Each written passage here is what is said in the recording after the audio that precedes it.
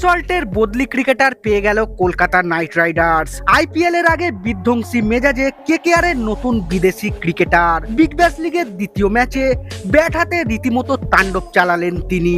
কে এই ক্রিকেটার বিস্তারিত জানাবো বন্ধুরা। তার আগে আপনিও যদি কলকাতা নাইট রাইডার্স এর একজন জাবরা ফ্যান হয়ে থাকেন তাহলে মন থেকে ভিডিওটিতে একটি লাইক অবশ্যই করবেন এবং চ্যানেলে নতুন এসে থাকলে চ্যানেলটিকে সাবস্ক্রাইব করবেন। আইপিএল এর মিনি নিলামে এবার কেকেআর বাজিমাত করেছে। তারা মাত্র 2 কোটি টাকায় মারকুটে উইকেট কিপার ব্যাটার ফিন অ্যালিনকে দলে নিয়েছে। অনেকদিন ধরে কেকেআর বিদেশি উইকেট কিপার ব্যাটারের জায়গায় প্লেয়ার খুঁজছিল, সেটা তারা পেয়ে গিয়েছে। ফিন অ্যালিনকে নেওয়ার সিদ্ধান্ত যে ভুল নয় তা প্রমাণ মিলল। বিগ ব্যাশ লিগে তিনি এবার দুর্দান্ত ইনিংস খেলেছেন। চলতি মরশুমের বিগ ব্যাশ লিগে ফিন অ্যালিন খেলছেন পার্থ স্কচার্সের হয়ে। তিনি প্রথম ম্যাচে রান না পেলেও দ্বিতীয় ম্যাচে বিধ্বংসী মেজাজের ধরা দিলেন অ্যালিন। দ্বিতীয় ম্যাচটা ছিল ব্রিসবেন হিটের বিরুদ্ধে।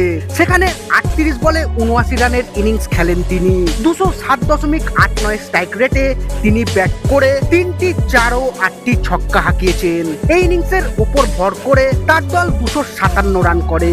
এই পারফরমেন্স নিঃসন্দেহে কেকেআরকে স্বস্তিতে রাখবে আইপিএল এর জন্য।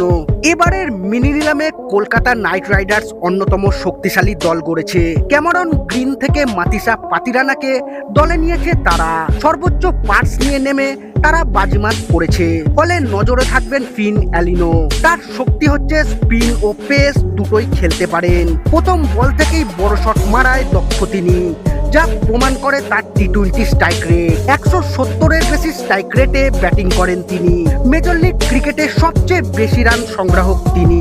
2023, 2024 ও 2025 মরশুমে তিনি মেজর লিগ ক্রিকেট খেলেছেন।